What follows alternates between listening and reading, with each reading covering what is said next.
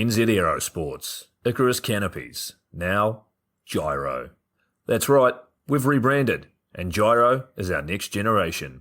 It honours our founder, as that's the name we knew him by, but Gyro also marks the start of a new chapter.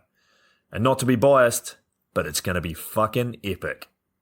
Long story short, we're more us than ever, so if you're new to the sport, or even a Sky God Ninja Turtle, welcome. I think our valiant leader Lucy, Gyro's daughter, says it best. And we still got that fuck yeah attitude. Rebrand! Woo! Rebrand woo indeed, Lucy. Anyway, head over to gyro.com for more info and get amongst you legends. I was 19, broke, unemployed, and sold my girlfriend's canopy for drug money. So I thought I better sew her a new one. What a sentence, and what a story. This describes the humble yet outrageous beginnings of NZ Aerosports, the home of Icarus Canopies, in the words of our founder himself. From getting a paratrooper toy from his mom, watching parachutes at the DZ as a 6-year-old, jumping off the wharf with a parachute made from bed sheets, doing his first jump at 16, sewing his first canopy on a borrowed machine at 19, and starting to sell parachutes out of a garage in 1986, Paul Gyro Martin had an undying love for the sky. Our company started with one man with the wildest of spirits and a true blue sky dream, a renegade.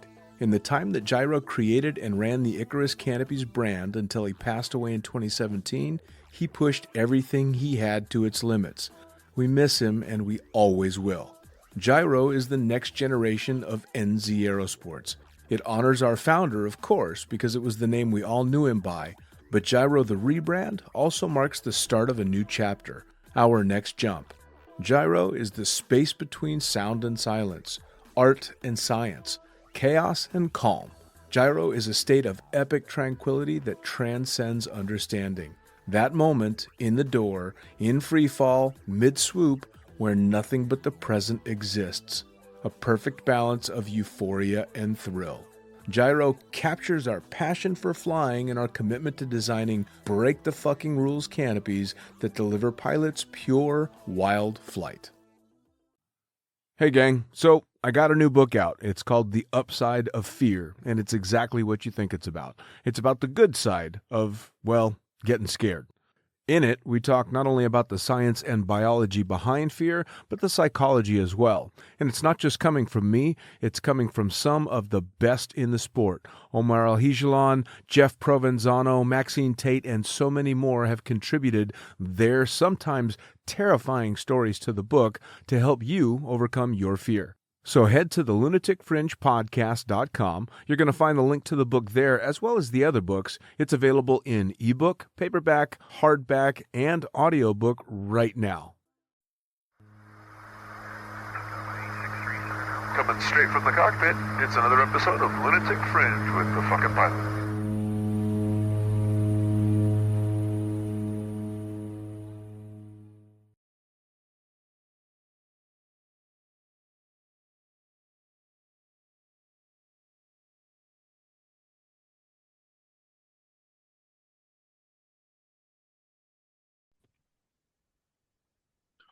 Ready, set, go!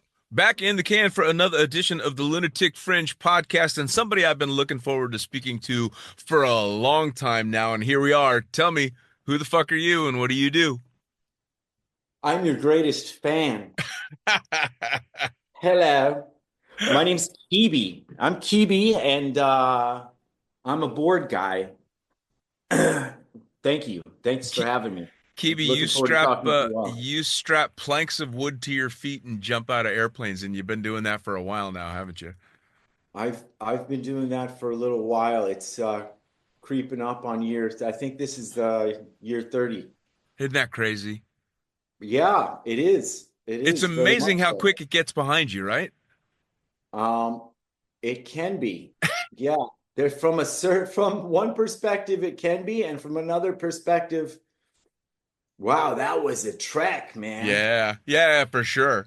So it happens in segments and sections and eras. Yes, it does. Well, and you look back and everything from the music that you listen to the style of equipment and rigs and jumpsuits and the attitudes of the people all kind of have their times, right? Yeah, and I listen to music when I surf. I started doing that back in 2002. Nice. It was a little MP3 player I had on the side of my factory diver. It was like a little bullet shaped MP3, and it had headphones in there. And Johnny Eagle, he sat right behind me, and every now and then he'd mess because I had my MP3 on the back of my helmet, Right. and he'd stop and start or change the song. Yeah, we had a funny little communication going on with that. And since he's crossed over and continued on elsewhere, we'll say, as I understand it, in those higher dimensions, there's been some little chit chat back and forth about that specific thing. I'm glad we ended up on that part of the conversation. He keeps That's the fucking with extreme, your music. or hearing it as it's happening. No, So when the higher levels start happening, there's a little bit less of a screwing with you. We do that here amongst ourselves in the physical, but the higher levels tend to try to just be there for you. fair enough, fair enough. With you. So for all of this, I mean, you've been at this for quite some time. People might not recognize the name, but I guarantee they've seen some of the images that you've been a part of. But how did it all get started for you? Like, not necessarily in skydiving, but in anything, so-called extreme or out of the norm. Uh, I graduated from a federal academy in 1994. Got on a Midwest dinner boat, casino boat kind of thing, as because it fulfilled an obligation to the Merchant Marine, and they required licenses. So that was part of fulfilling that obligation to the school. There were other ships after that were blue water as well, but in that particular point, I'm working in this job, and it was all about money. It was a casino boat, and I'm watching it take people's money. I'm watching the system work, and I'm like, there's definitely something else I want to be doing here. And I continued some of the pursuit of the funny stuff at the quarter beer night at the local place with some friends from school. Got involved I've had challenges in getting involved in the not so healthy relationships along the way, jumping into some things too fast. And this was one of the cocktail waitresses. Mm. And groovy looking woman and fun, showed me music, Love and Rockets, and a couple other cool things, Nine Inch Nails, which ends up being the stuff that I'm listening to in my headphones years down the road. But I found out she was a little bit, without me putting some rumors out there, her therapist ended up calling me and telling me that he had just changed her medication and to give her a second chance. And I was like, I'm good. I got to keep it rolling, man. And so I was looking for something else to do. I'd always wanted to jump out of a plane. I'd actually put in my academy yearbook as my goal in life was to skydive over a Lollapalooza festival. Nice. Which is yet to happen. However, along the way, I end up meeting Perry Farrell, which is crazy. And then in retrospect, I'm like, I was sitting right next to him having a conversation. It'll happen. Keep going down the road. Eyes on the horizon. Like, it's not over, man. Keep rolling with it. The camera's still moving. So, yeah, anyway, I see that I start jumping out of a plane. I see the X Games. It's like Uh, even though Rook Nelson started skydiving when he was like 4, Mm. technically he started, or as far as USPA is concerned, he started flying in June of 1995. His 30 year is coming up also.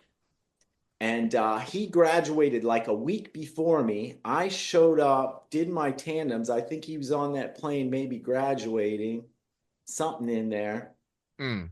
in that window. I see the X Games. Some guy at a party is like, "Look, dude, you're on TV." And I look, and it's Rob Harris.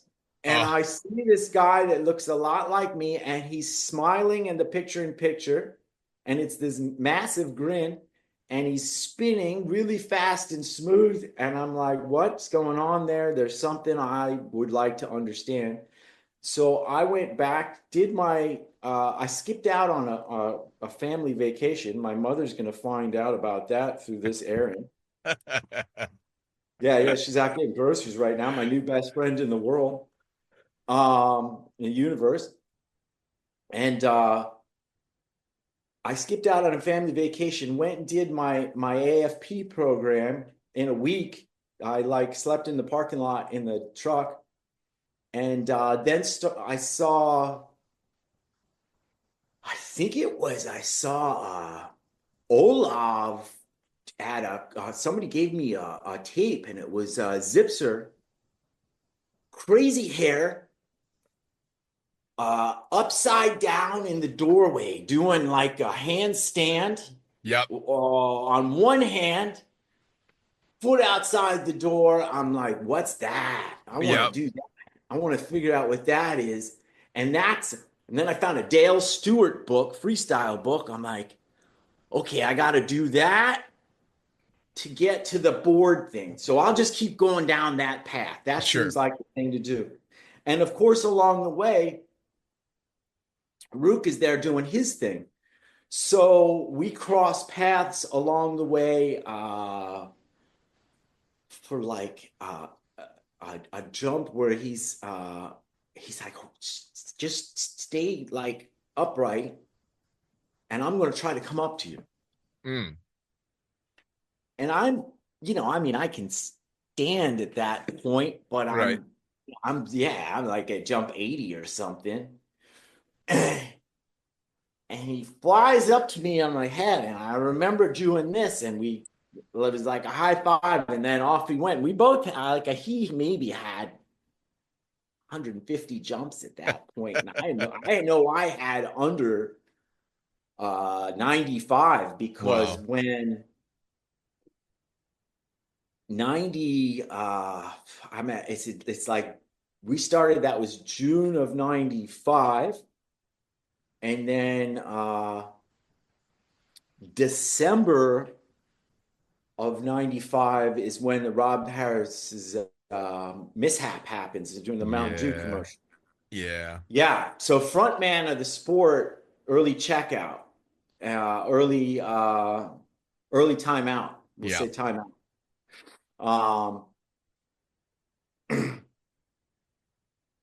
One of his pilots named Randy, who flew with him at Taft, he walks up to me and he's like, "Hey man, I know this Rob meant a lot to you," because I had seen him in a magazine. I'm like, I'm gonna catch you. I wanna get to where you're at. And so that was my thing. Sure. He hands me his obituary. It's in the hangars. This is the old Skydive Chicago. The Skydive Chicago now is the new Skydive Chicago. The Right. old one was right across the highway on the south side of the highway.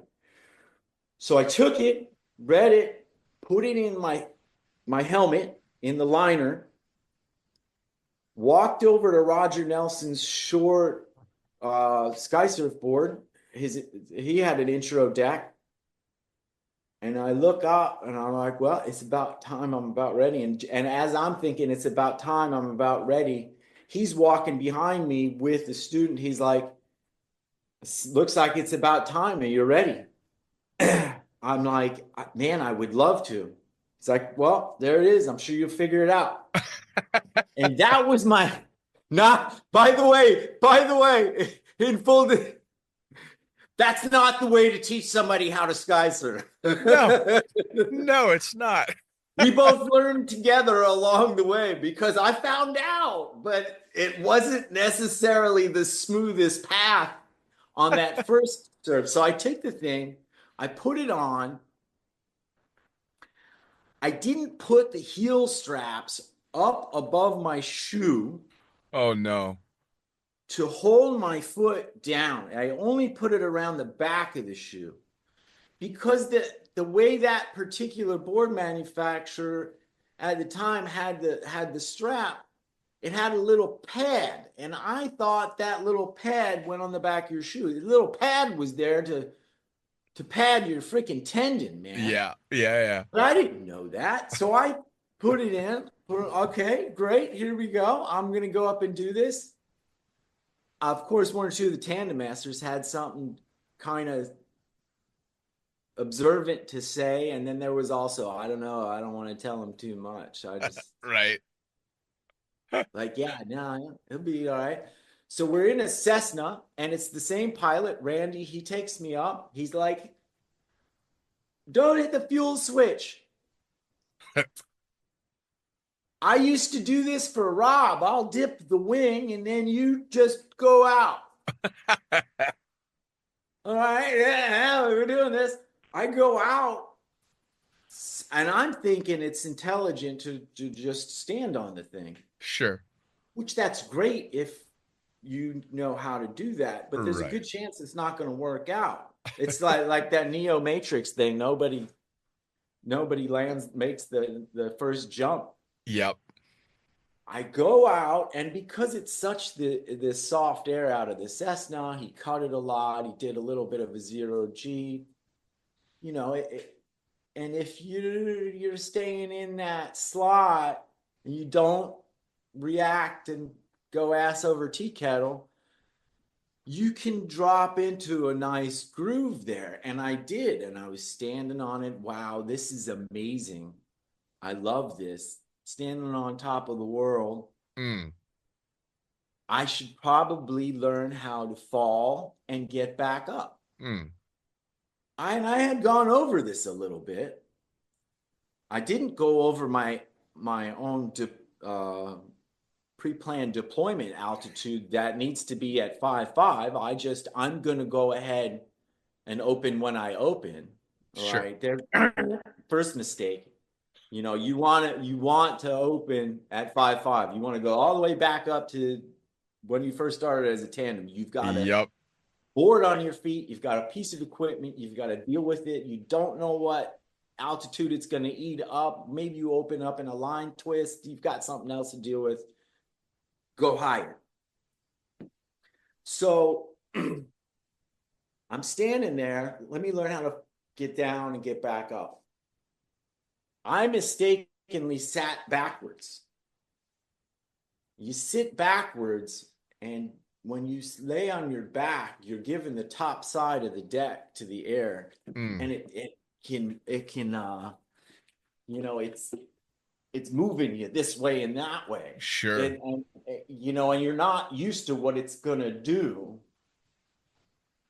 I roll over to my stomach at some point after it starts turning me. Mm-hmm. And as I roll over, it pulls off of one foot.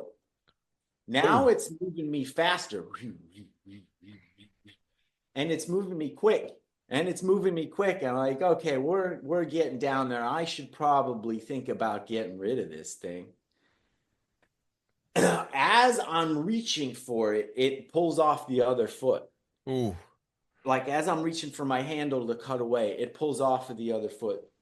I mean, thankfully that worked out that way, but Sure.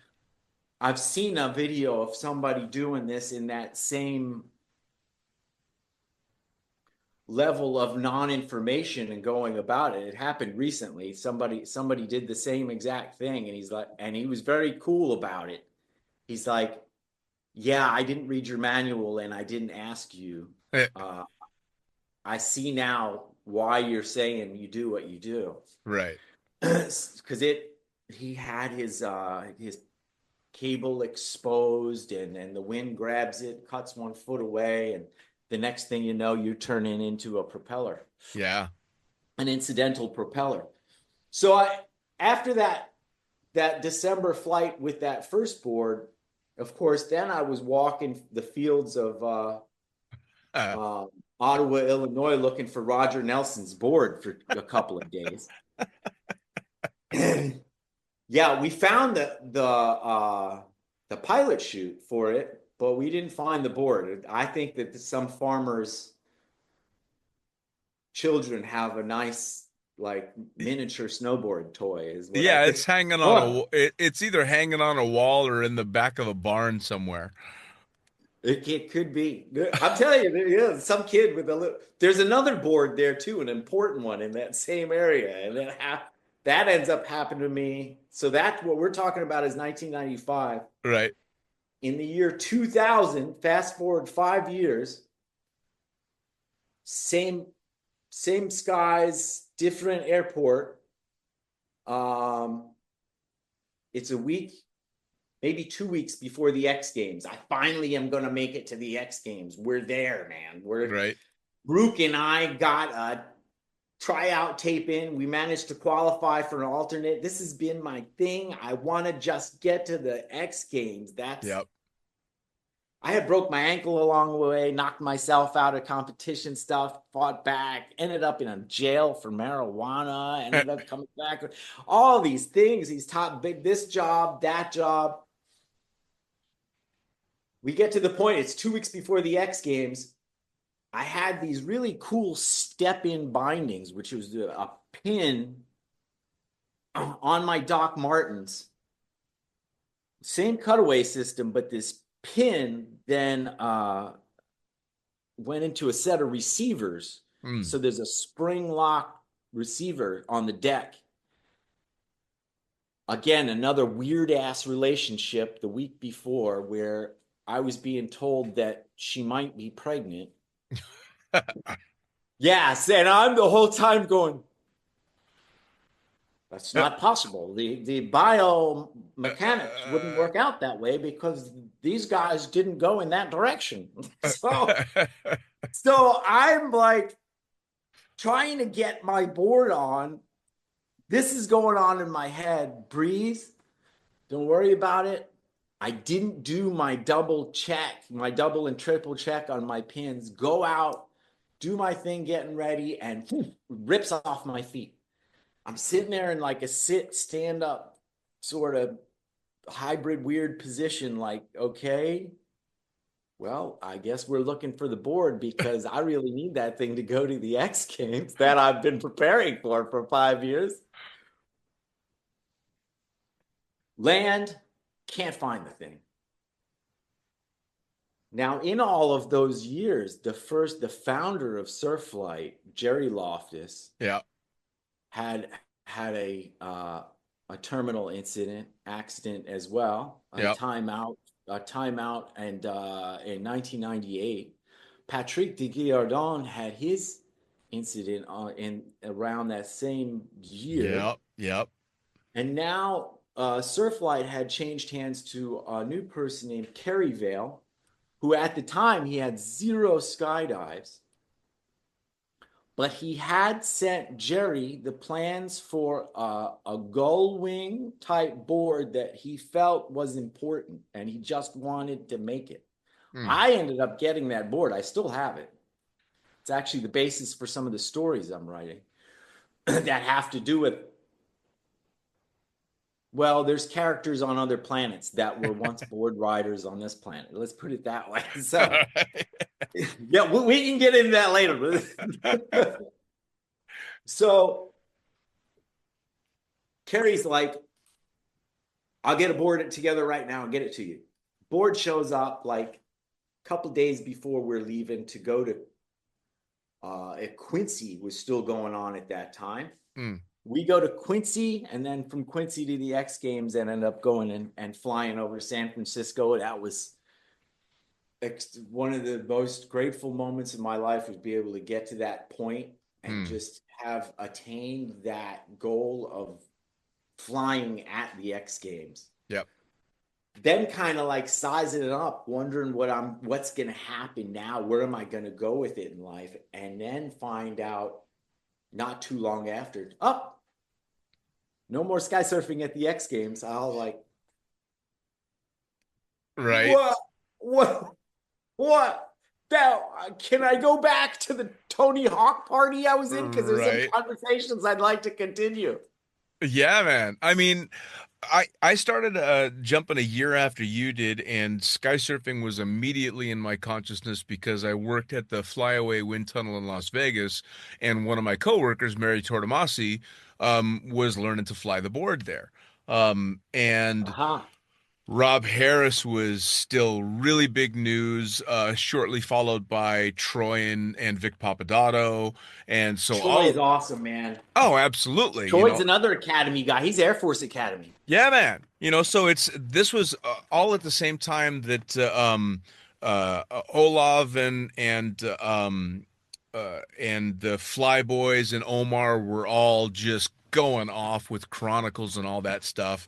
And the X Games kind of encapsulated all that, because as a new jumper at the time, I got to point to that and go, I do some version of that. Like, I don't do that, but I do something like that. And so it was immediately this shove into this cool world that the normal people didn't understand, because I got to say I'm a skydiver, and all they're thinking is those crazy people in the X Games, which is now this part's really cool.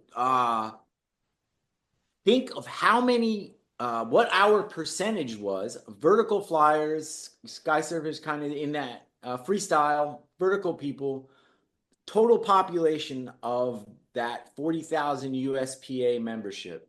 What would you say the percentage was back in that 1996 time frame? Oh, it was.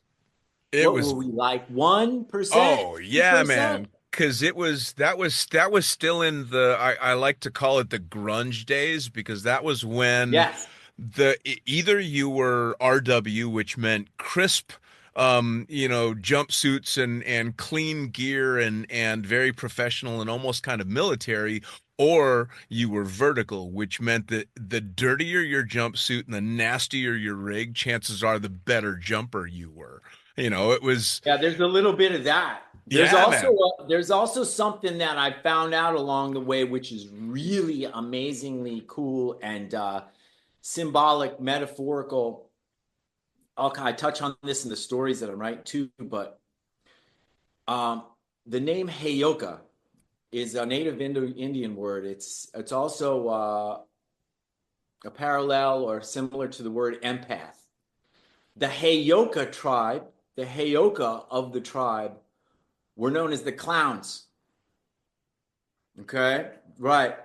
The Heyoka are the Native American tribes that you see of a Kachina doll that are always, there's a group of them, and they're always dressed similar, like red and white, red and black, or white and black, black and yellow, red and yellow. I was like, when I was sitting in this place in Grants Pass, New Mexico, after I had down the road, got back into it again, and was like going back into the flying, but now there was a higher thing going on, and going, hey, maybe I can take this back into what I do. I'm sitting in this little Native American place in Grants Pass, and I'm looking at all these Kachina dolls of these Heyoka. I'm like, these are like, that's like the free fly clowns. That's the fly boys. That's Omar's Arizona free flight. There's the Dallas space guys. There's the there's the monkey claw with blue and yellow. I mean, all of those checkerboard things or striped stuff. Yeah, those are all very Heyoka. And when you learn that they're the clowns, I'm like, hey, Omar. Olaf, do you know about the Heyoka, man? Because you're like space Heyoka. Right. And And I don't, right about then, I see some picture of him like in Africa when he was working with a group that I think it was near Kenya. And he's sitting with a group of Africans as this Caucasian guy with this like tribal headdress on. Yes, I know the picture you're talking about. Yeah. Yeah. Now, you kind of touched on it a little bit before, but I remember thinking as I got further into the sport and competed briefly on a much lower level as a camera flyer for sky surfing, but sky surfing kind of almost seemed to be a bit cursed back then because there was such a rash of losses in that sport, whether it be the camera flyers or the guys on the board, that it almost seemed like whoa. I mean, it really was. It was oh, of course we lost another sky surfer, of course this happened. It was and I was lucky enough to count Vic Papadoto as somewhat of a friend. I had known him for a while. He was actually flying camera for my buddy Sammy Popov, who was flying board at the time. I know Sammy. Yeah, actually, I still have a Fisher Space Pen he gave me. Nice, yeah, exactly. When him and Vic were sponsored by Fisher Space Pen and all that, and of course, I didn't pick up on that part. Yeah, they were sponsored by Fisher. So when Troy stepped out and started doing the MTV stuff, Sammy stepped in. Started flying with That's why Vic ended up working part-time flying video in Vegas because it was a very profitable drop zone, but that's also where Fisher Space Pens were made. So he was coming from Paris to Vegas all the time. I did not understand that. Yeah, so they were going back and forth, partly for the sponsorship stuff and then partly for the work. And so, of course, that's unfortunately where we lost Vic, which was an enormous loss to the sport, So let me ask you about that incident. And he's somebody I've heard his voice since the crossover situation as well. But what was his incident? What transpired? Oh man, it's the most fucking. I mean, you always hear, oh, it was such a bizarre thing in skydiving. That's how we lost someone. It's always a weird story, right? But this is a really weird story. So there was a birthday happening on the drop zone at Skydive Las Vegas, and they decided that they were going to go out and do like a 6 or 8 way jump, for this guy's birthday. And Vic got pulled into videoing the jump because they were going to play a prank on the birthday boy. And that prank was they were going to build a round, and then one of the guys had with them an 18-inch black rubber dildo. And they were going to Mom. Yeah, how's right. It going? Don't pay attention to this part. Yeah, right. So the deal was they were going to whip out this big dildo and thump him with it and pass it around and just keep basically beating him with this dildo. Right. Ha ha, funny. Well, Vic was flying camera slot, so he's above them, right where you want to be, just riding out the burble. And the plan, the dive flow was when the round broke off, Vic was going to do his camera thing and dump in place. For some reason, obviously nobody will know because we can't ask him, Vic picked up on who was still holding the dildo and tracked above him as he was tracking away from the group. Then Vic goes to pitch, and he was jumping, I think, a Spectre 135 or 120 or something like that. But as he's going into line stretch, the guy with the big dildo is just below him in line stretch, and Vic had a spinning malfunction. He spun 2 times maybe, I guess, and then actually hit body to body with the other jumper, hard enough that Vic's shoes and his camera helmet came off. That's the part I heard. Yeah. And that's all I ever understood. Yeah. Is that there was some type of impact. Yeah. Shoes came off. And that's much of the story. Now I understand why I didn't get the rest of the story. Continue on. So yeah, I mean, basically spinning, impact, and then he augured in. They assume so that probably had a little bit of it could have possibly had a concussion going on. Oh, they assume he was out cold because from all the people that saw it, And because he had something out, that guy no Cypress, no nothing. He right. augured in. The other jumper somehow managed to remain conscious even though he had incredibly bad injuries. God knows how many broken bones. But he managed to stay conscious and managed to land his canopy. Oh, that guy had broken bones from their impact? Yeah, like badly broken. Like they weren't sure if so they turned into click-clacks. Yeah. Oh no. Fucking full on. Because you figure Vic was not a small guy. He was probably 220 pounds. And under a spinning mal, a 120, maybe 135, but spinning hard enough that he was able to go body to body with this other jumper with no brakes, no nothing. Man, I was fortunate enough to have flown with on an aircraft with Vic and Troy. There was it would have been X Games. I guess it was 1998. So that would have been Hold on a second. I think that's my mother coming into the garage. Okay. So 1998. Yeah, we might have to do a pause and then a continuance. Sure. But it was 1998. They were weathered out in San Diego and needed to do a test of the X Games transmission system. I had a private night by myself in my RV off to the alternate landing area. I had run out of money, so I moved right. This is 1997. You could get away with this. Drove my Bounder RV just off the alternate landing area next to this big tree. Right. Had a little bonfire night, listening to No Code by Pearl Jam. Sometimes seen a strange spot in the sky. Something isn't. Turns out they actually did go do some tandems in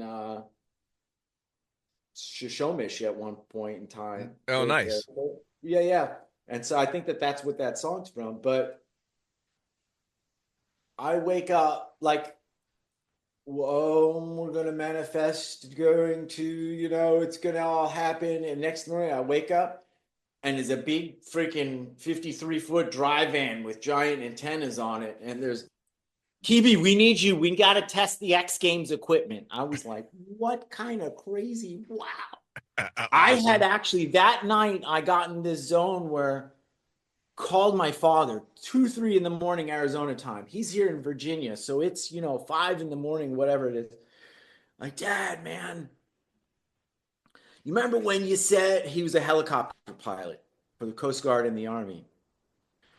Yeah, that's cool in itself. Like, you remember when you said we wanted to go for a flight, a helicopter together? Maybe we could figure that out, or we should have done that. Maybe we could figure that out. And he had a long talk, a heart-to-heart thing. We ended up going our separate ways. While this particular pursuit of the spinning of a world record thing happens, right? I hear my father's voice. Hey, let's go fly. Time to go fly the helicopter together. Come on. This is me waking up in the morning to go train and practice. Right. All right. My mother just stepped in. Can we do a pause and Sure. I'll tell her what's going on and we'll jump back in? Yeah, let me hit the pause button right now. I appreciate it. Yeah. All right. Okay, so we're back from the pause real quick, and we were finishing up talking about you were able to go jump with Troy and Vic, right, doing a test jump with the X Games. Test jump with the X Games. Yeah, that was a really cool day for me because, when I started this trek to go sky surf and wanted to make it to those X Games, I started skydiving in June of 95. I put the board on my feet in December of 95, and I went about it the incorrect way. Yeah. Then I ended up in that process of trying to buy a new board for Roger Nelson. I found Surflight and had a long talk with Jerry Loftus. And Jerry Loftus made all the sense in the world to me. And said, yeah, when your recovery position is on your belly, just like you skydive, you want to control everything, arch, tuck the board on your feet like a scorpion, or on your butt, tuck it behind you. You want to pull that board's drag into be a controlled variable rather than dancing around back there. Pull your knees down a little bit, just find that happy little slot, but then you can right and left turn. It's just like skydiving box man or delta man. Sure. If you're in France, it's the modified frog. Yeah, there's a reality to the modified frog from Fandango, man. That's modified frog is important in sky surfing. When I figured that out, when I was writing this manual for people, I'm like, what would that be called? Where you do this a little? I'm like, it's the modified frog. No way. Yeah, so I had a long talk with Jerry. I ended up going to one of his seminars it would have been March of 1996. By the time that last X Trials event in sky surfing takes place in August in Paris, California, that same year, 1996, I had gotten up to about 400 something sky surfs. You were supposed to have 500 to compete in it. Right. So I added a few extra. Showed up with Chris Hall of Kansas City. He's in Skydive KC. And I tried to go with Rook Nelson. I'm like, because we started flying together. And I'm like, man, this is fun hanging out with this guy. I mean, he's younger, but I wasn't really I wasn't seeing people. I don't really see people as ages. Yeah, you don't really so much in the sport, right? Right. You're excited and you're doing stuff. I even do that out in public. It's like, we're brothers, all brothers and sisters in the eyes of the light of God, and light of the Lord, Allah, however you want to term the creator. We're all brothers and sisters. We're all one big family. So I'm like, Rook, want to go to the X Trials? He's like, I got to go back to junior year of high school next week.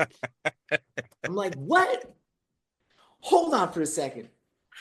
Mr. Nelson, could I have a word with you? I was still very, very, there was a little bit of academy stuff that's still with me. I'd like to know if your son could go to the X Games with me. Well, he's got to go to high school, but I'll go with you. I was like,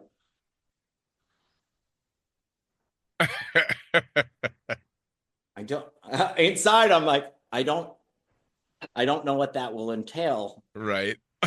And I'm acting like I'm very straight-laced right now. And I'm a little, I don't know what's going to happen here. I was just like, actually, I already started flying with another guy also. Like, in my head, I'm like, I think we're in a group, but I'm trying to be polite to like the man. Of course. Like, wow, this is cool that he's like offered to fly with me, but I'm at the same time like, I'm already going with this other dude that's like, we might groove a little bit better. Right. In retrospect, I wonder so much what would have happened if I had gone that route. But point is, I was trying to go with Rook, and he's got to go back to high school. I ended up going with Chris. It was the greatest thing ever. We qualified at that X Trials, went to the possibly the coolest party I'll ever be at in my life. Olav, Omar, Fly Boys, everybody from the tour, Knut Crackers, Vivian Grass. Everybody's at Eli Thompson's father's loft in LA. And next thing you know, I'm having this talk with Olaf about what happens if you fly with the people and we're going in this angle, and then if we go this, he's like, yeah, for sure. We're talking about a team move you're doing there. You know, he's working with a little green bag in the corner and just they're going out around the room. And before you know it, we're all in Happy Time USA having a little Sure. chat about flying. Hands are moving this way and that way. But I get back to Chicago from that event. Chris looks at me. He's like, "You think it feels like we're part of something bigger now?" Mm. And again, we're at that point in skydiving where that percentage of vertical flyers is 1 to 3% of the total population. Yep. Fast forward to now, it's like 50% of the population. Plus the body flight, the international body flight registration is like at 40,000, which is the same exact number as the USPA registration is 40,000. Think of how many vertical flyers are out there now. Oh yeah. So Well, I get back. Go ahead. I was going to say the big difference is back then you had a super small percentage, and out of the rest of them, no one ever tried anything vertical. Whereas now you've got 50 or 60% that are constant vertical flyers, but 90% have tried it at least. Right. Yeah. And that entire concept of flying vertical to me was extremely logical. That's the bird flying through the sky, except that airstream is coming straight at you. Yep. And that's why I love flying the board and going down in that direction. And that was my way of, okay, I can fly with these guys one day. First time I started doing that tracking or angle flying with somebody was with the Flyboys in Paris in 98 or 99. And Mike is on his kind of like on his side looking back at me, flying next to me in this crazy like side fly style. Right. Fritz is off to my left, like doing his video thing under his arm. Right. And I'm like, where is Eli? But don't look around too much. And I see when I'm flying and the head and the board are at that position. Yeah. My head looking back over me would turn me that way. So I can only look up so much, but my eyes got up enough to see what was like. It was as if he had his hands on my shoulder and my rig and was looking over my shoulder like, hello. He's like waving, I think. The first javelin that I flew with for a while with houndstooth on it, I had written on it, "Here flies Eli," when I jumped back into the sport. Nice. Because to me, after I stepped away from the sport and became more active after a life change having to do with some marital dynamic challenges, it became more about the continuance of us, regardless of where you are. Because I see now where my challenges were in my competitive mindset back in 2002, 1, 2, 3, 99, 2000, 1, 2, 3. I didn't know how to look at death. I didn't know how to look at my friends and my family who one by one, as we get older, people start disappearing. And you can look at it as an end. You can look at it as a beginning. But for me, an engineering guy, I was like, well, how is that happening? I want to know. I want to understand it. I want to understand how to look at it. And doing these spinning records over the pyramids and really thinking about that, I started understanding some things about higher dimension and being exposed to it in a literal sense. And that helped me. Can you hear Heidi, the dog, drinking her water? Oh, just barely. It's definitely not a worry. Yeah. No, it's all good. You know, the last competition I was in was 2003 in a world competition I was in 2003. And it shows a little bit of my competitive mindset. Growing up, there was one person I saw in competition that I thought, okay,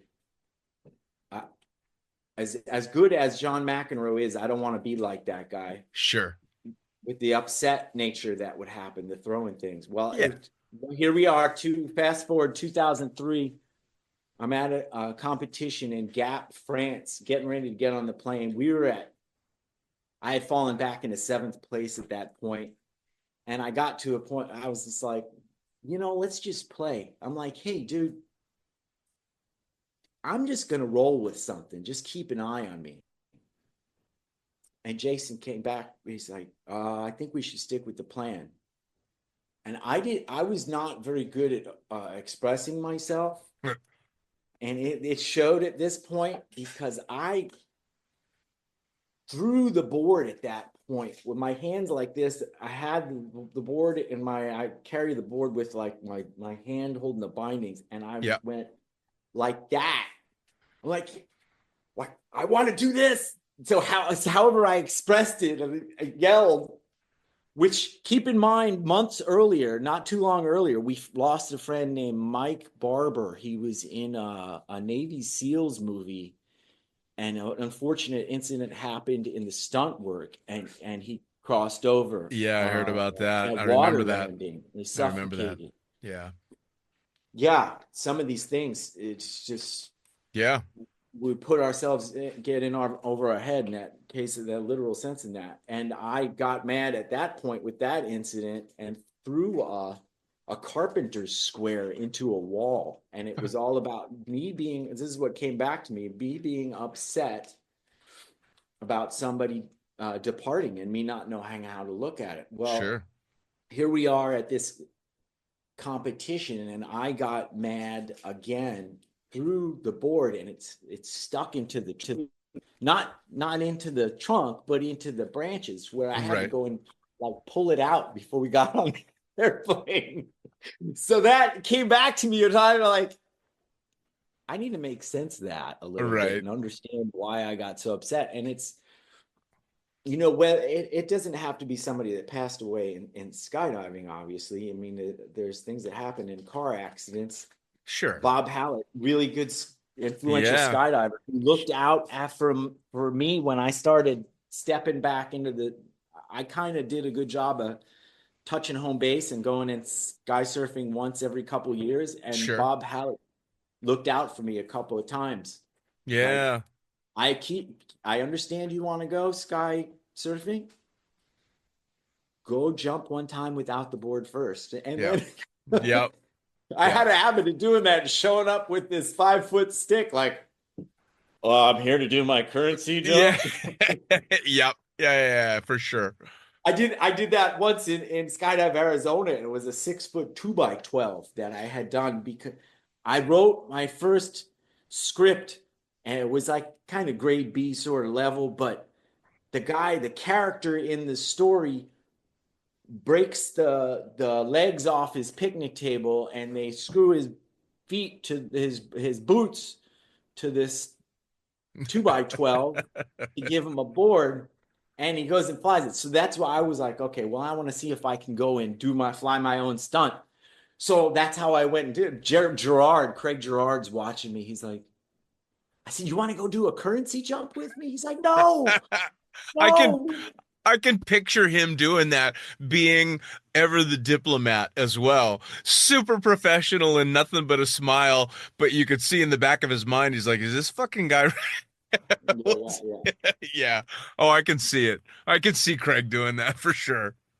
So stepping away from the sport in the marital situation, wanting to understand what was going on, why I committed to that relationship, and really flying it out, then creating a $1 million business with her with Savannah Slow Ride. Have you ever seen the pub crawling machines where people pedal together? Yeah, I've seen them. I built like 55 of those things. Of course you did. A few more than I originally intended to. However, We went our separate ways in our divorce. I kept building them. She kept building Savannah Slow Ride, operating Savannah Slow Ride, and it's an extremely successful company. But in that town of Savannah and building those and going to, well, I didn't know what else to do. Mm.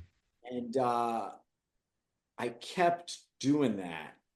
And it was something I was chasing and longing to understand. And it had to do with understanding some of this continuance stuff, the higher dimensional stuff, this connectivity. I started experiencing interactive levels that were clearly not only my own imagination. There was just way too much candid nature to what I was experiencing. And it was clearly this side, the other side working together at that point. And there were things I had intended having to do with that understanding.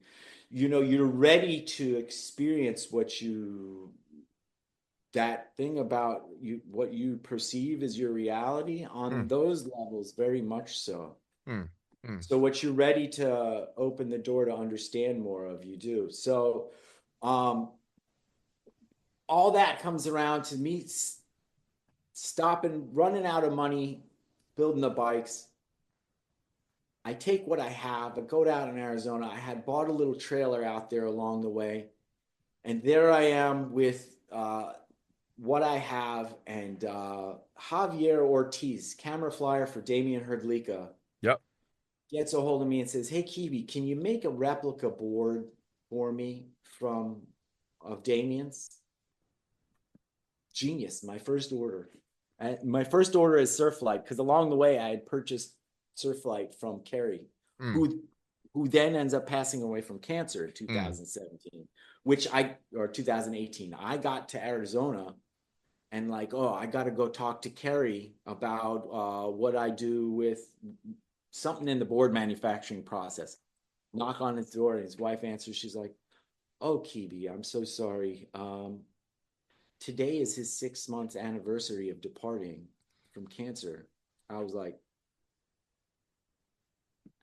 "Oh, okay." Like, Yeah. What do you say at that point, right? exactly. So again, like now building the boards is taking on so much more meaning with Sure. it. I had gotten married to the woman that I was married to for 13, 14 years, to Samantha, was at the shop there, which is at the base of the Superstition Mountains. You want to really know what you're getting into, by the way, if you get married at the base of the Superstition Mountains.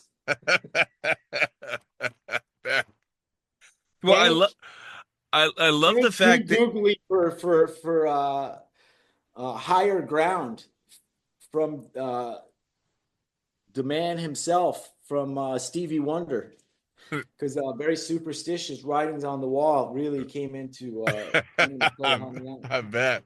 So we get further down the line, and now I'm looking at competitions differently. Man, it would be fun to go to a competition, but for me at that point, there were no more competitions for sky Sure. surfing. It all ended, and I'm sitting in the desert like, okay, what do we do with it? It's time to start a new era. But how can I think about this from a fun aspect? You know, I heard Laird Hamilton once talk about surfing competitions, saying it's, you know, it takes away a little bit of the fun, natural, powerful understanding of surfing. And so for me to fly simply for sport helped a great many things, like, you know why you're doing it. And for me pursuing it with the spinning and understanding of what I'm experiencing on a dimensional level. And now, okay, let's reintroduce this competition format. This year, the Skydive Chicago Cloud Games have accepted sky surfing as a new event. Awesome. Very exciting for me. You know, Stefania Martinengo did Sky on Stage a couple of months or a couple of years ago, and I was fortunate enough to have followed through and gotten onto that. But that was during 2020, and it kind of Sure. I understand it kind of got we kind of got the rug pulled out from under us in a few different ways that year. But this year's Skydive Chicago Cloud Games, there's going to be a sky surf event, which actually I've kind of warmed them up to the idea of doing the meter class board, which is the side stance, and then Right. doing an inline class. Nice. Yeah, and basic stuff, not all this spinning, twisting, inverted arc reactor moves. It's just front flip, back flip, right turn, left turn, and repeat sequence, repeat sequence. Sure. Well, I mean, again, I had a very brief time in sky surfing, and I was lucky enough to know that my partner and I were only going to get so far. The only big competition that we were in was the You did 98. sky surf. Yeah, so I was the camera flyer for a sky surf team. Yeah. This is actually from the Nationals. So I competed in the 98 Nationals, and we were going for the intermediate class, and it was me and Mary Tortomasi. We were the only intermediate team to show up. And I was there in Elsinore. Yeah, in Elsinore. And Craig and Yeah, Tanya with O'Brien. Omar. Yeah. So Craig and Tanya O'Brien were competing as the only other female team. And this is back when it was still separated to male and female. And so you've got Craig and Tanya in the open, you've got me and Mary in the intermediate, and at the briefing the night before the competition starts, they announce that, and Mary and I hold up our hands. We're like, can we go open? Because we'd rather lose. Yeah, we'd rather lose to Craig and Tanya than win by ourselves. You know, that's bullshit. And it was so funny because the competition was so lopsided because, as you know, Craig and Tanya were so fucking good that we just had fun the entire competition. Craig is giving me camera tips. Tanya's giving her sky surf tips because they know we can't fucking beat them. And we just had a blast. So that was my only introduction to competitive sky surfing. But then I watched as it continued on, and I watched moves like, I think it was Sean McCormick came up with the Invisible Man, that the moves were so extreme that you're having to duct tape your arms to keep from blowing blood vessels in your hands so you can pull. And that's kind of where, at least I assume, that's where sky surfing kind of fell off, because it got to the point where it was so technical, but it was also getting incredibly dangerous. You are one of the few people I've run into that has a similar understanding to me, and accurate, what I feel to be a most accurate understanding of the reason why the insurance companies of the X Games said, "Yeah, catch you later." Yeah, they're like, we're tapping out. We don't know what that is.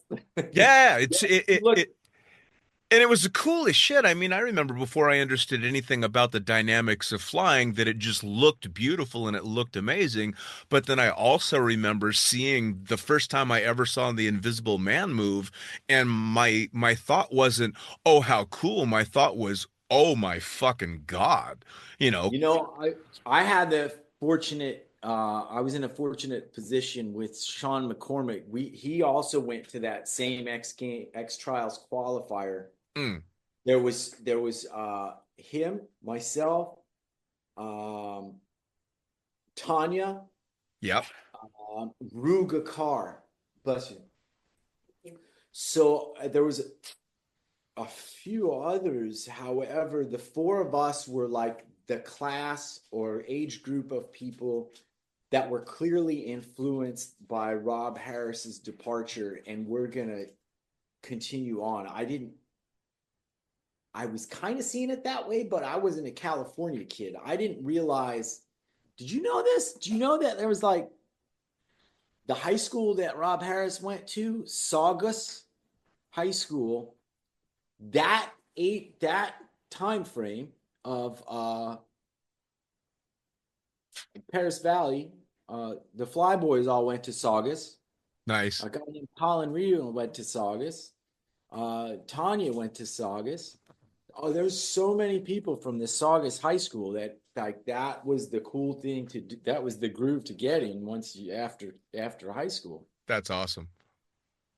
Yeah, and that was one of the things that in my experiencing what I was talking about candid level interactions, hearing that name, and I thought I started looking up star constellation names. There's And a it was a high school. Sarguso or a Sargusa that means like it's like algae in the water, like seagrass. Right. But then when I went to a wedding, Colin and Teresa, friends of ours that are skydivers, and there was a lot of people that went to the wedding that were in the high school, and then I found out that they were all went to the same high school, and then they told me the name Saugus, and I was like, It was all a high school. oh, I love okay, it. I love it. interesting. Yeah, it's this LA high school. Nice. So I really appreciate this time to speak about all this stuff. Yeah, the the proper way to learn sky surfing is on a side stance configuration, what I call the meter class, and it's roughly a meter long. And you're able, and what it does is give the skydiver the ability to recover the same way that they learned from the beginning of skydiving. Sure. Arch, control your heading, and then when you're ready, you front flip onto the board. Yep. And as far as the pull position, you're flying that board in a slot behind you in a head up configuration, well, pitched up configuration, sure, to give your bag a clean route. I put together a manual in 2020 that shows an excellent program and gives anybody the ability to sit down, review the manual, you see what's going on. It's got some good visuals in there, so you can assess how you want to go about this. But it at least puts an AFP style program out there, AFP style program out there that the new rider can assess, understand how to go about it, and have a checklist of things to make sure you're able to do. Sure. In the vertical flight department, as well as in the dynamic flight department. I advise people to spin on their back a few times before they do it. Some people go do the back spinning. It's like, you know what? I'm good. I'm going to go ahead and keep going the direction I'm going, because the spinning orientation to some people is just a little too much. Sure. You're operating conscientiously in a spinning dynamic. That fight or flight thing is very apparent in there, and you don't want to fight against that spin. Sure. Especially when you have a board on your feet, you start fighting it and you start increasing that spin. Oh yeah. You want to relax, breathe, see what this feels like, roll over on your stomach, and continue from that point.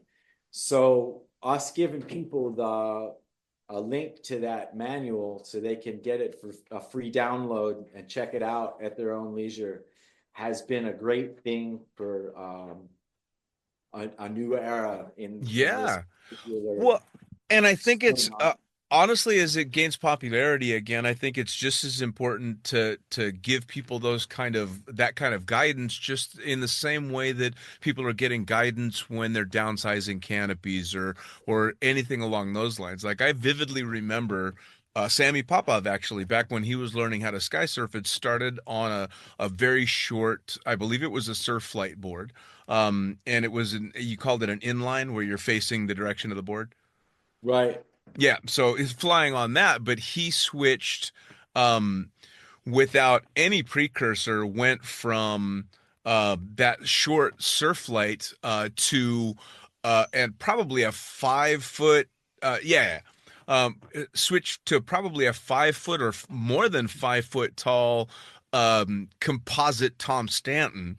And I Right. filmed the first time he went out on that. And from 13,000 feet, I chased him down to, I don't know, 3,500 feet with him spinning out of control, just trying to get on top of that damn thing because This is there was no guidance back then, right? right. Right. And he went from this very, Oh, yeah, he went from he this. went he went straight for the inline.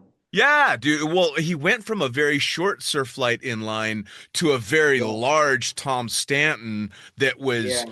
the honeycomb composite and Right. crazy It light. actually, well, his Stanton's were foam.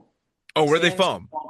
Okay. Stanton's foam for it. Yeah. But yeah, he basically strapped a high performance propeller to his feet and I chased Right. him out and holy shit. And I remember the entire time going, I'm going to see what a Cypress fire looks like because there's no fucking way. And he Right. managed at the last minute to get his board under him and pitch.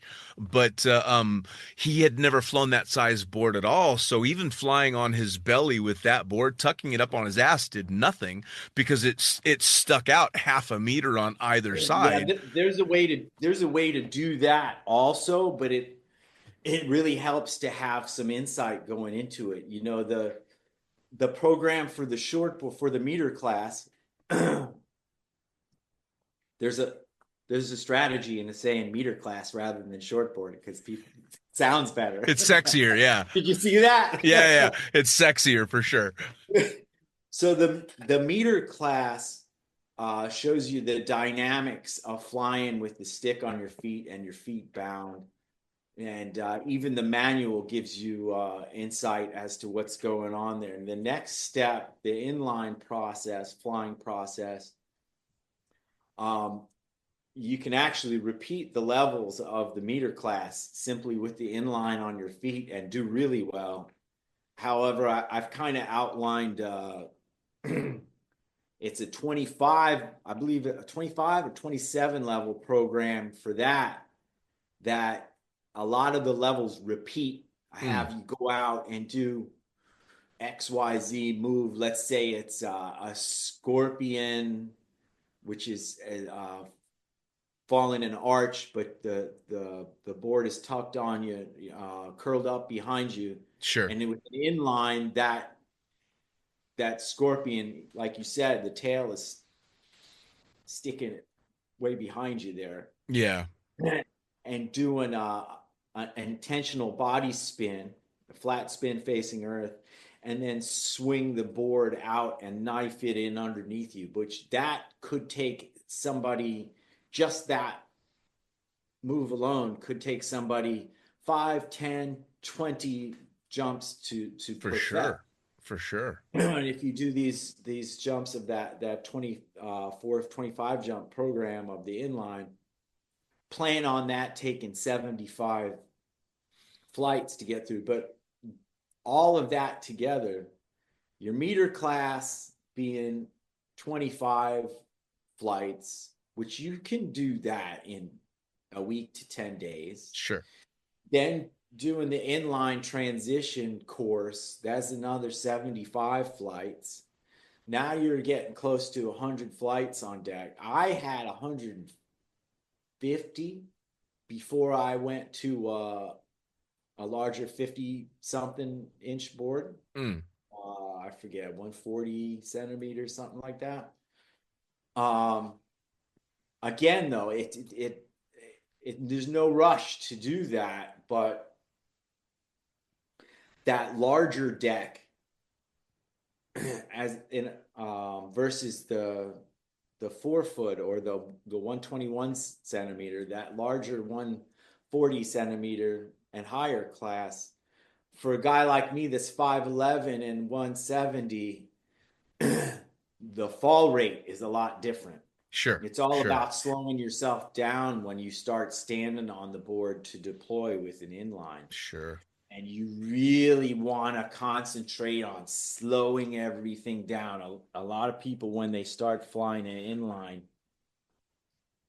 they turn into a Statue of Liberty. A Statue of Liberty, she's great, majestic, and I appreciate the Goddess of Freedom as a statue, but as a sky surfer, that's a really bad pole position. Yeah, it is. It's kind of like I hope this works out. Ah! Yeah, exactly. Well, all kinds of things can happen when you're standing up vertical Sure. and your bag and your emergency or your reserve is right there. It can pull against your reserve, Yeah, and you don't want that to happen. So you want to lean way forward. You want to create all this drag to slow yourself down sure. and give your container an open, your bag an open path to fly off your back. Sure, And a sure. lot of that has to do with preparedness, having some insight as to what's going to take place. But we've got all these tools, and we went into this sky surfing, went through this bit of a dark night of the soul situation, quiet, and then this reemergence. We did. There wasn't a whole lot of video Sure. because it was all old video, and it didn't, all the stuff that I wanted to get from like Jason Peters, who I flew back in 2001, 2, 3. All of the stuff that he converted to like a terabyte drive, like his terabyte drive, he put it on warps or something like that. So he lost all this, like a whole decade of decadence. I kind of affiliate the years of Jason flying with Jason Peters as a little bit of my Motley Crue time frame. Right. So yes. So now it's become a little bit more, let's see, what was I listening to on the World Peace Movement, Sky Surf with Omar Hegelan and the group over the pyramids at the Jump Like a Pharaoh event. I was listening to, I can't think of what came on right before. There was a Ozzy Osbourne Crazy Train started playing on the tailgate at one point in time in one of the warm-up jumps. Michael Jackson's Starlight. Okay. Which is a really cool song if you understand what happened there. So 1982, Michael Jackson went to Quincy Jones with a song called Starlight.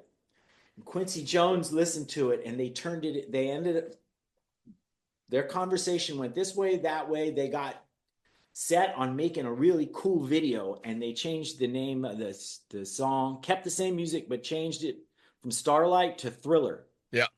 And that became that MTV changed the world of rock videos, Thriller, that happened. So after I did the 190 spinning record a year or two earlier, I was looking for a song to put on my Instagram, and they had just released Starlight. And in all my spinning and understandings of getting to something and writing some articles, I'm realizing what this brilliant thing is that I've figured out how to describe that helps understand this dimension stuff. And it's centripetal force. This is something I learned in high school and got into an argument with a physics teacher with in senior year in high school. He said centripetal force is the only spinning force in existence. It's the force that it's how gravity works. It's why the Earth stays in orbit with the sun. It's why the stars stay in relatively the same positions with each other around the center of the galaxy. It's why Andromeda Galaxy is at a position so far away from us. Like Milky Way and Andromeda have a gravity in respect to each other, and then those have a gravity or a centripetal force equation relative to the center of what they're spinning around. So in understanding that centripetal pedal force and picking up on the chakra stuff that Buddha was speaking of, having to do with the lotus petals of spinning light, I'm like, wow, I'm getting that's what's happening in the spin. That's what that high is that I'm getting. I'm relating to like spinning entities, stars, and that's what I'm feeling, and that's what I'm hearing is crosstalk Yeah, there's some really cool stuff, but I'm also like, man, I got to figure out how to describe this so I don't sound batshit crazy. Yeah, so I found that song Starlight, played it on the video, and then we're getting ready to go do the 25 spot World Peace Movement angle flight together. It's Egypt. It's last year in November. You know, we've got all these wars going on right now. We want to stop. A great man, John Lennon, once said, if we all wanted peace, we'd have it. It's being that mindset of wanting peace together. Well, we're in the bus getting ready to go to the runway, and there's a dignitary from some other country that's flown into the airport, and our plane is on hold. And they're like some president or something. I'm like, they're having a meeting here in Egypt about these wars going on. Like, this has become a diplomat spot. Interesting how this is working out. And so in that downtime, that pause of waiting to go to the airport, I want to upload a new song. So I upload, the only one that shows up that I'm able to download is Michael Jackson Starlight. So I download it. It's now in my new playlist. A little bit of nervous energy going on, trying to calm down a little bit. We get there, we go do our thing. We're tailgates opening.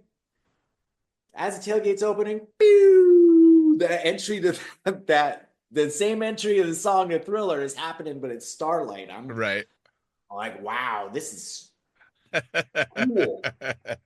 Well, that's right. The 190, another song came to mind too. The 190 record year.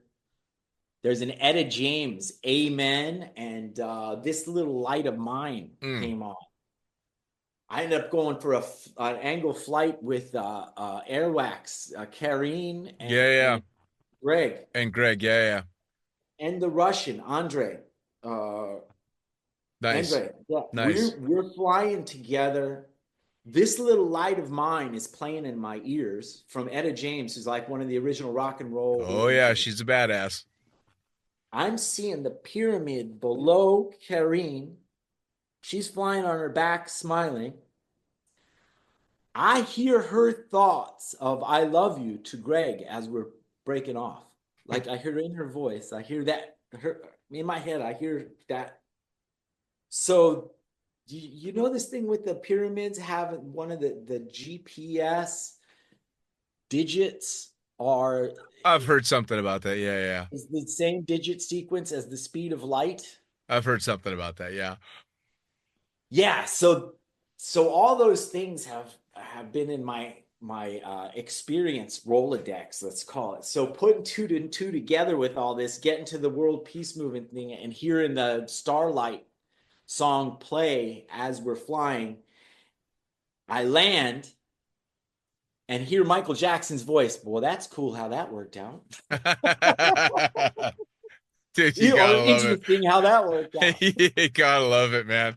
Well, yeah, so there's been a really cool thing with me with the evolution of music I've listened to along the way while doing this sport. I'm so happy I started listening to music while surfing. Oh yeah. Your love of sport happens a lot when you do that. You know, I used to bike road race back in Puerto Rico when I was like 15, 16 years old. And I listened to Michael Jackson back then, but it was like a Walkman 1. Sure, of course. Somewhere. Well, this is going to lead us into what'll be our second episode, which is where we get to talk about the writing that you've been doing. We get to talk more about the specifics on the instruction that's going into it and the rebirth of the competitions that you've got coming up as well. But I want to, before we go, I want you to share with people how they can follow you on social media, how they can find out a little bit more on their own about what's going on, how they can reach out and send you a message, and then have them get ready to tune in for episode number 2 with you and I, which we're going to record quite soon, outlaying everything else. So please give me the socials and all that stuff. Well, one that was Heidi that just went by us, if she makes it into the cut. But so I'm Human Airframe on Instagram, and Kēbē on Facebook. Kēbē-san. If you Human Airframe on Instagram is a great way to get a hold of me on my phone, and Kēbē on Facebook. Now, what's a good link for the people that want to find that manual while they're waiting for the next episode? Where would they find a good link for that? You know what I could do? I could probably put it. I'm gonna try to put a link to that in my Instagram. In your bio. Yeah, I was gonna ask you if there's a way we can put a QR code. I've got the ability to create a QR code for it, and I could send one to you. Of course. I don't know if you've got the ability to put that on screen, but maybe I can figure out how to. I'm pretty sure I can put a link to that. Yeah, if you get me a QR code and then add the link into your bio and Instagram and the Facebook as well, that way people can find that as well. And we're going to record episode number 2, I think next week we had planned on. So we'll be able to go through, again, all of the writing and go through the manual, the instruction that you've got going on, and then, of course, the cloud games that are coming up, which I look forward to hearing all about. The cloud games are going to be cool, and we've got a small, safe fleet and an excellent first step. Maybe 3 to 5 people in the meter class, maybe 3 to 5 people in the inline line. Basic moves: front flip, back flip, right turn, left turn, some flat turn, right and left stuff. Some basic, make the event happen, make it happen safely, and then reassess. And kind of as people are learning to one up each other, we also one up the competition for next year. Awesome.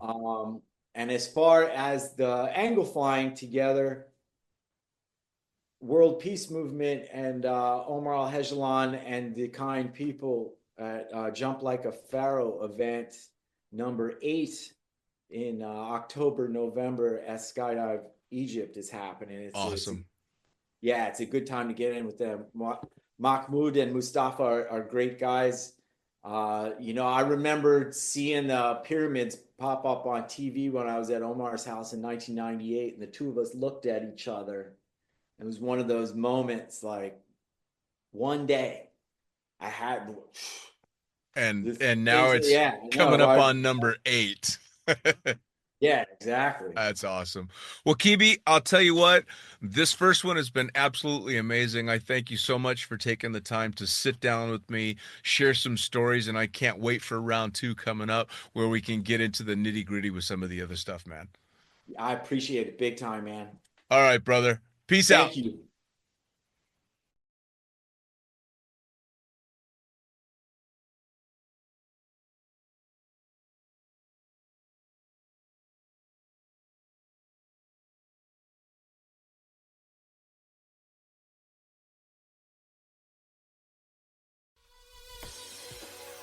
Well, there you have it. Another episode of the Lunatic Fringe podcast, brought to you as always by, well, wait, not as always, actually. Brought to you now by Gyro. Formerly known as NZ Aerosports, you'll head to gyro.com for their next level line of canopies. By Pussfoot, the Extreme Sports Collective. Head over to pussfoot.com to check it out. By Summit Parachute Systems, check out summitparachutesystems.com to talk to Jarrett Martin and the gang about kick-ass pilot rigs, rigging courses, and more. By Flyaway Indoor Skydiving, go to flyawaytn.com and check out all the cutting-edge stuff to come. By Pure Spectrum CBD, head to purespectrumcbd.com to check out their wide range of CBD products. And as for us, head to the lunaticfringepodcast.com to listen to any of the hundreds of episodes currently available, hit the link for our YouTube channel, pick up your copy of the Lunatic Fringe book or The Accidental Stripper, and get a sneak peek at upcoming guests. Once again, thanks for listening. We'll see you next time.